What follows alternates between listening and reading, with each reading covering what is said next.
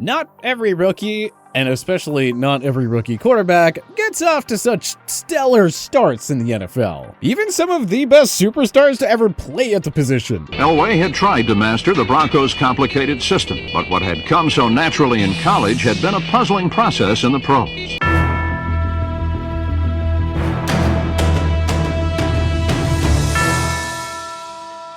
It's actually pretty crazy how some of the all-time best quarterbacks have also given us some of the all-time worst rookie seasons. But hey, remember, for every rookie QB who struggles, there's also one who shines. Here are the 5 best rookie quarterback seasons in NFL history, and the 5 worst. Best, Justin Herbert, 2020. The Los Angeles Chargers drafted Herbert 6th overall in 2020. He was the 3rd QB taken in that class behind Joe Burrow and Tua Tagovailoa. Many scouts thought Herbert would benefit from sitting for a full year, but he was forced to start in the team's Week 2 game against the Kansas City Chiefs as starter Tyrod Taylor suffered a punctured lung just before kickoff. As it turned out, Herbert was more than ready for the big stage. He played excellent football the entire way and never lost the starting job, setting a handful of impressive records along the way. Herbert's 31 touchdown passes, 36 total TDs, 396 completions, and 8 300-yard games all set rookie QB records. He also engineered 3 game-winning drives en route to Offensive Rookie of the Year honors. Herbert finished with 4,336 passing yards, falling just short of Andrew Luck's record of 4,374, which he set in 2012. Herbert, of course, would have broken that if he had started in Week 1 as well. Regardless, this was easily the best statistical season for a rookie quarterback in NFL history. Worst, John Elway, 1983. The 2-time Super Bowl champion and Hall of Famer is a prime example of how you can't judge a quarterback's potential based solely on their rookie season. Even the best of the best need time to put it all together. Elway was selected 1st overall by the Baltimore Colts in the 1983 draft, but he had no desire to play for the franchise and demanded a trade. The Colts traded him to the Denver Broncos in a blockbuster deal, and, well, the rest is history. Elway, however, had a miserable first season in the pros. He went 4-6 as a starter, which doesn't seem so bad, but the stat line was ugly. A woeful 47.5 completion percentage for 1,663 yards, 7 touchdowns, and 14 interceptions. Elway was also sacked 28 times in those games. Furthermore, he fumbled 6 times and posted a 54.9 quarterback rating, which was, of course, the lowest mark of his career. But we don't really have to sit here and tell you how Elway turned out following a rough freshman campaign, do we? It only includes 2 Super Bowl rings and a gold jacket. As far as the pressure that other people put on me and the press has put on me so far, I try not to let that bother me. I try to let it go in one ear and right out the other. Best, Dak Prescott, 2016.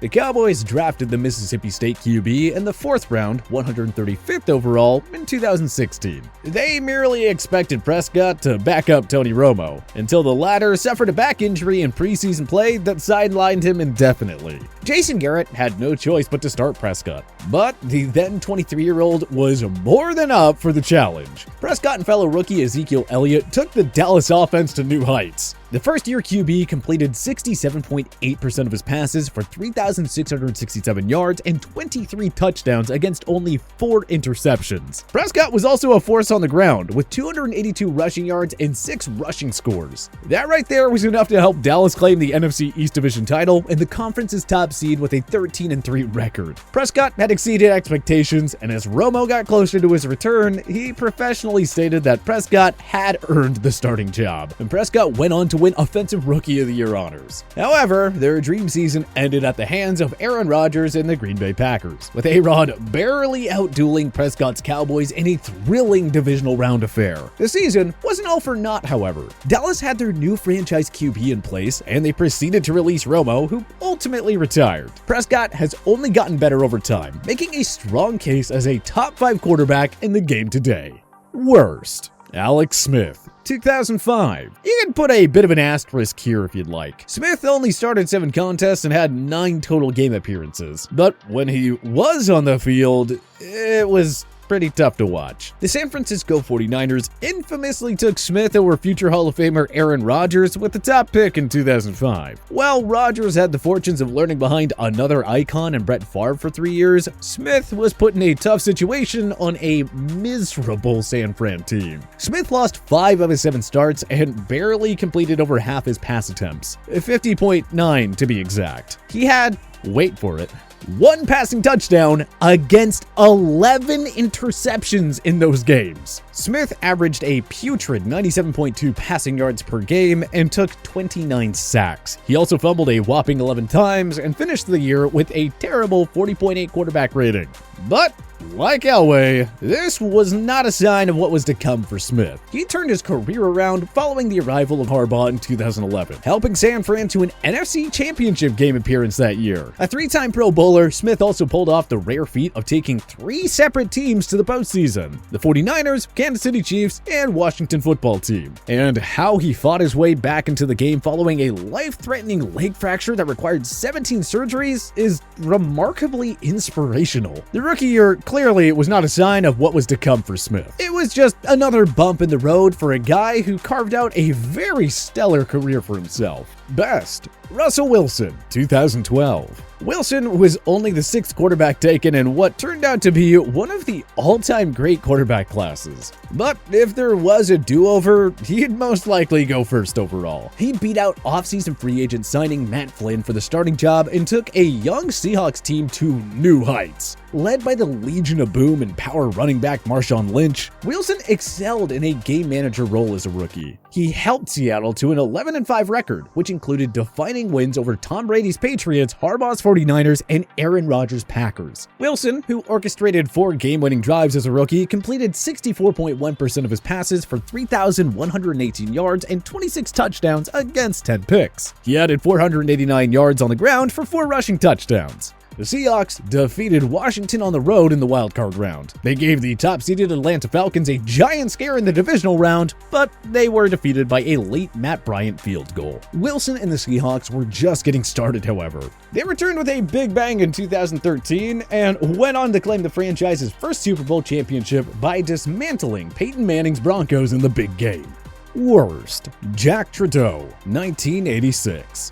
The Indianapolis Colts drafted the Illinois product with the number 47 selection in 1986. This came after the failed Art Schlichter selection and, of course, 3 years after the John Elway fiasco. Unfortunately, TRUDEAU wasn't the answer to the Colts' long-term problems at quarterback either. You can only blame TRUDEAU so much because the Colts were a laughingstock with 8 straight losing seasons heading into the 1986 season. But still, TRUDEAU's play as a rookie was nothing short of a nightmare. He lost all 11 starts and completed 48.9% of his passes for 2,225 yards and only 8 touchdowns against 18 interceptions. TRUDEAU was sacked 29 times and led the league with 13 fumbles. It was a disaster in every aspect for TRUDEAU. Though, he managed to turn things around and put together a decent career. TRUDEAU went 5-3 as a starter in his sophomore year and led the Colts to a surprise playoff berth, though they ultimately fell to the Cleveland Browns in the divisional round. Still, that was quite the turnaround in year 2. Best, Cam Newton, 2011. Newton wasn't hyped as a generational talent by any means. He carried a boomer bust label, but the QB-needy Carolina Panthers drafted the Auburn star anyway with the top selection in 2011. Well, it certainly didn't take long for Newton to leave his mark on the NFL. In his first career game against the Arizona Cardinals in Week 1, Newton completed 24 passes for 422 yards and 3 total touchdowns. Newton led Carolina to a 6-10 record, which was an admirable improvement for a team that went 2-14 the year before. Newton won the Offensive Rookie of the Year award after throwing for 4,051 yards and 21 touchdowns against 17 picks. And of course, he was a machine on the ground with 706 yards and an insane 14 rushing TDs. Newton, by the way, was the first rookie QB to hit 4,000 passing yards in a season. And as we all know, this was not a case of beginner's luck for Super Cam. He led Carolina to 4 playoff appearances, highlighted by a trip to Super Bowl 50 during his 2015 MVP season. Worst, Troy Aikman, 1989.